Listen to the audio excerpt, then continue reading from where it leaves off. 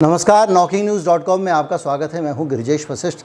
मैंने आपको बताया था कि किस तरह से भारत में सरकार जनता के साथ अलग तरीके से व्यवहार कर रही है और अब उसका जो अंतर्राष्ट्रीय स्वरूप है वो अलग है।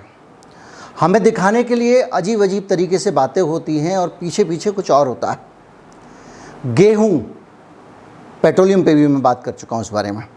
गेहूँ जो है उसके एक्सपोर्ट को लेके सरकार ने कितनी खूबसूरती से इस देश के लोगों को उल्लू बनाया है वो मैं समझाने की कोशिश कर रहा हूँ।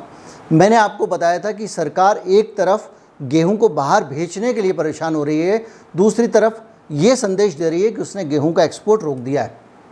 और इन दोनों परिस्थितियों के बीच में हो ये रहा है कि आम आदमी पिस रहा है, गेहूँ के दाम लगातार बढ़ रहे हैं। अगर आपने एक्सपोर्ट रोक दिया था तो दाम गिरने चाहिए थे, जो कि नहीं गिरे हैं। आज हम इसी के बारे में बात करेंगे, कुछ और नए सबूत पेश करूँगा। छोटा सा वीडियो है, इसमें कुछ मैं आपको ऐसी जानकारियां दूंगा जो आपके सामने हैं, जिनके ज़रिए आपको पता लगेगा कि सरकार अभी भी लगातार गेहूं एक्सपोर्ट करने में लगी हुई है। भले ही हम सब समझ रहे हो कि इसने गेहूं के एक्सपोर्ट पर रोक लगा दी है। दुनिया भर में भुखमरी का हाल है, दुनिया भर में गेहूं की कमी है, भारत में फसल कम हुई है, उसके बावजूद सरकार एक्सपोर्ट कर रही है। क्या है कहानी, एक्सपोर्ट कर रही है कि नहीं कर रही है, और कर रही है तो मुझे किस आधार पे लग रहा है, इसके बारे में बात करेंगे। कहीं मत जाइए, चैनल को सब्सक्राइब कर लीजिए। मैं अभी हाजिर हुआ।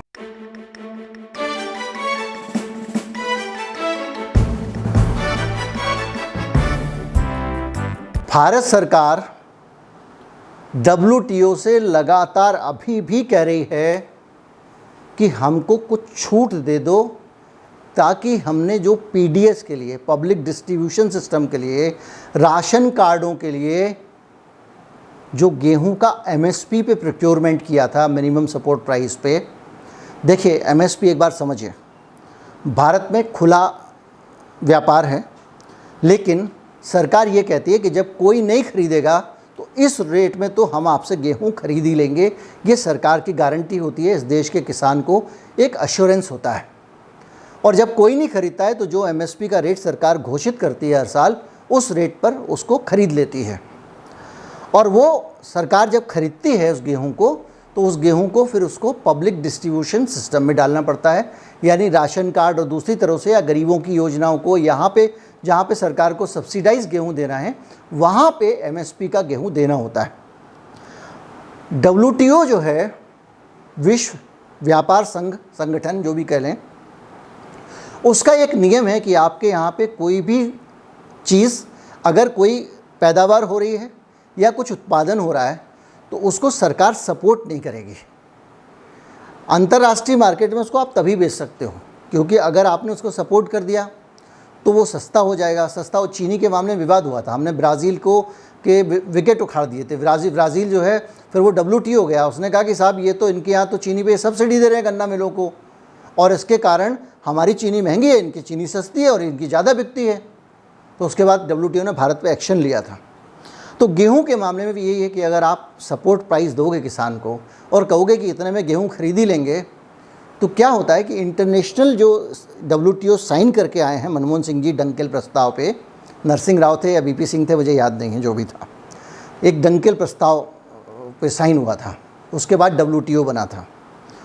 तो WTO में ये लोग साइन करके आए हुए हैं। तो अब वो ये कहता है कि भाई आपने ये सब्सिडी देके पैदा कराया अनाज, या किसानों को आपने दूसरे तरीके से कोई सहायता दी। अगर आप ऐसी सहायता देते तो स्वीकार है कि आपने गांव में सड़क बना दी, लेकिन आप अगर खाद पे सब्सिडी देंगे तो उनको स्वीकार नहीं है। इसीलिए देश में किसानों को, उनको खुश करने के लिए हम अपनी सब्सिडियाँ काटते रहते हैं। तो इस वजह से क्या हुआ कि जो हमारा ये MSP वाला अनाज हमने ख़रीदा था, इसको WTO कह रहा है कि भाई इसको आपको बाहर नहीं बेचने देंगे। ये आपने जो है वो किसान को फ़ायदा पहुंचाया है, एक MSP पे ख़रीदा है, और दूसरा ये पब्लिक डिस्ट्रीब्यूशन सिस्टम का आपका अनाज है, तो अपने गरीब कल्याण पे खर्च करिए। सरकार को दिक्कत ये हो रही है कि बाहर मुनाफे में माल बिक रहा है, या गरीब को कौन खिलाता है यार। तो एक देखा होगा आपने, भयंकर डराने वाला एक कार्यक्रम चल रहा है, राशन कार्ड किसी के पास है तो जब्त कर लो, वरना सारा अनाज का पैसा वसूला जाएगा जो अभी तक आपने कितने समय में अनाज खरीदा है। अपना राशन कार्ड हटवा दो, आपके पास ज़मीन है तो आपको, इसीलिए कि PDS से लोग बाहर निकलें, पब्लिक डिस्ट्रीब्यूशन सिस्टम से लोग बाहर निकलेंगे तो गेहूं की खपत कम होगी। जो सरकार अपनी योजनाओं में गेहूं दे रही थी, उस गेहूं में भी कटौती कर दी, कहा कि आपको कटौती करते हैं और आपको हम क्या देंगे, चावल देंगे, वहाँ पे भी कर दिया। और ये सब करने के बाद भाई अब इन्होंने WTO में जाके गुहार लगाई है, भाई साहब हमको एग्जेम्पशन कर दो। 8 देशों ने रिस्ट्रिक्शंस लगा दिए हैं कि ये भारत जो है गलत तरीके का अनाज एक्सपोर्ट कर रहा है और ये WTO के नियम के बाहर है। अब WTO के नियम के बाहर जाके भारत अगर करता है तो भारत को हो जाएगी दिक्कत। इसलिए किसी तरह से भारत कह रहा है WTO से कि हमको एग्जेम्प्ट कर दो। तो पहली चीज़ क्या हुई कि अगर आपने एक्सपोर्ट पे रोक लगा दी है तो आपको वहाँ आरती उतारने की ज़रूरत क्या भैया, क्यों जा रहे हो, कटिंग लगी हुई है देख लीजिए, तो आप क्यों जा रहे हो।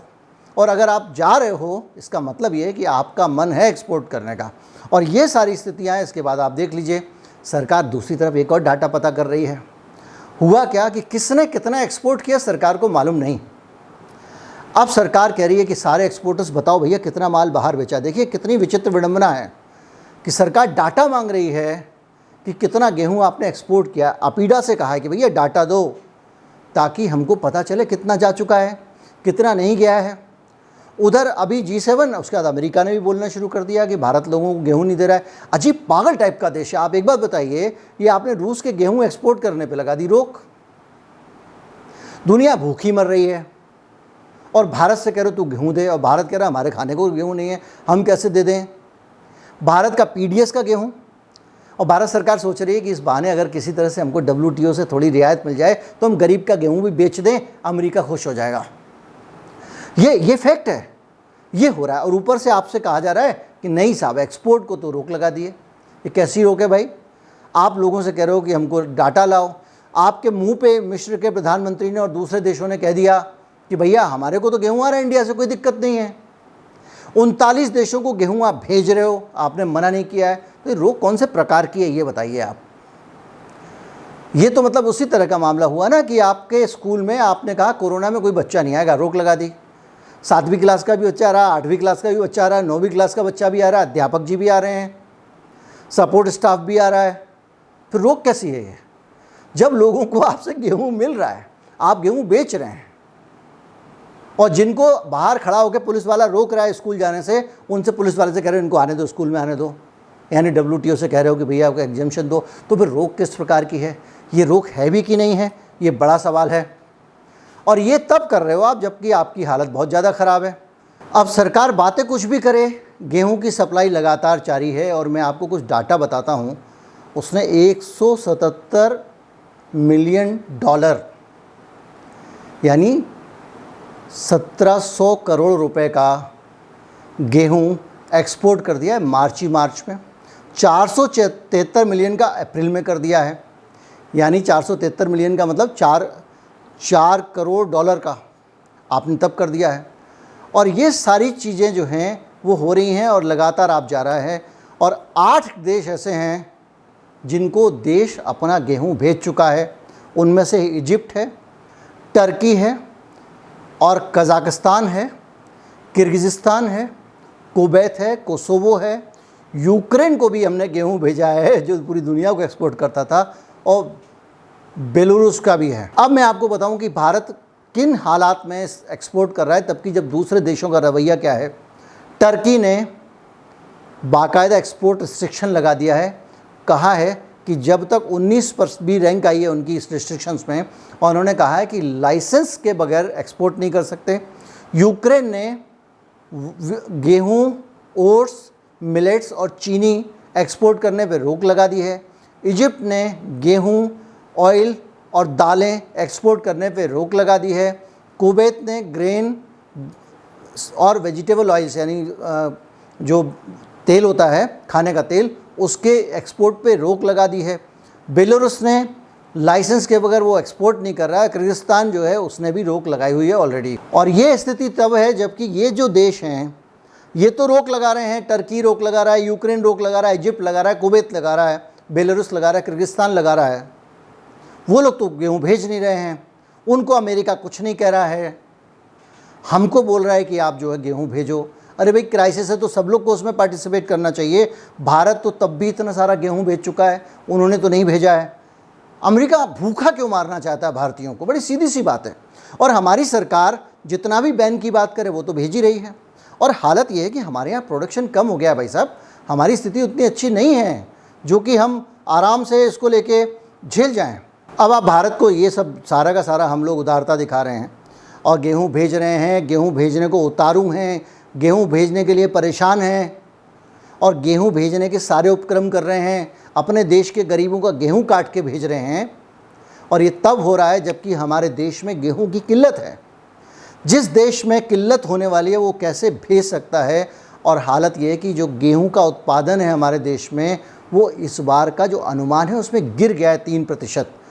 जो कृषि मंत्रालय है उसने बाकायदा ये जानकारी दी है कि 106 मिलियन टन गेहूं का उत्पादन इस साल गिर गया है। ये खबर मीडिया में प्रॉपर तरीके से छपी है, आप देख लीजिए। तो जब आप देखते हैं कि हर तरफ से सरकार, घर में गेहूं नहीं है, सरकार एक्सपोर्ट करना चाहती है, गेहूं पे रोक है इंटरनेशनली, जिस तरह का गेहूं भेजने पे उसको भेजने के लिए एग्जेम्पशन मांग रही है, दुनिया के देश प्रतिबंध लगा रहे हैं, हमारी सरकार एक्सपोर्ट कर रही है, एक्सपोर्ट बहुत सारा कर चुकी है और प्रतिबंध की बातें करती है। तो इससे अंदाज़ा लगा लीजिए कि बातें सही हैं या कर्म सही है। लोग कहते हैं ना कि जब आदमी क्या कह रहा है ये नहीं देखना चाहिए, आदमी क्या कर रहा है इस पर ध्यान देना चाहिए।